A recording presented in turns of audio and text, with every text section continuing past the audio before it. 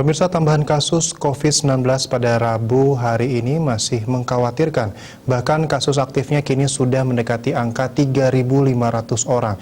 Dilihat dari data evaluasi perkembangan kasus COVID-19 yang ada di 7 provinsi pelaksanaan PPKM, Bali masih memiliki rapor merah, baik itu angka kesembuhan pasien, kasus aktif, hingga keterisian tempat tidur rumah sakit.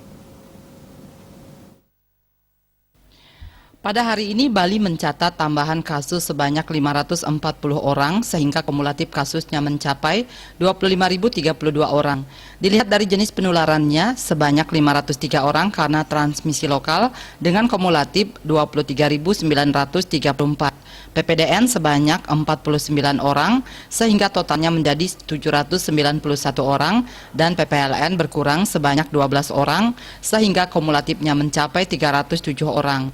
Untuk kasus aktif yang masih dalam perawatan bertambah 285 orang, sehingga totalnya mencapai 3.471 orang. Terkait tren kasus aktif yang masih meningkat ini, menurut Ketua Bidang Data dan Teknologi Informasi Satgas COVID-19, Dr. Dewi Nur Aisyah, terjadi di sejumlah kabupaten kota yang menggelar pemberlakuan pembatasan kegiatan masyarakat atau PPKM.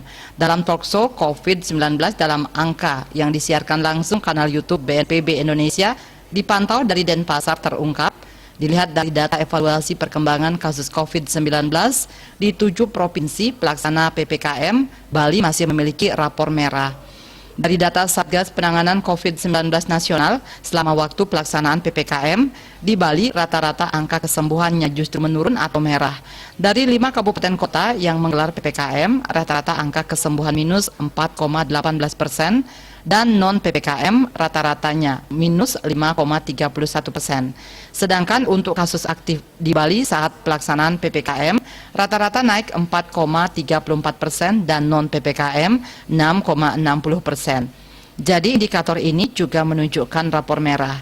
Indikator lainnya tingkat keterisian tempat tidur di rumah sakit per 25 Januari pukul 13 WIB, masih ada 5 provinsi yang angkanya di atas 70%.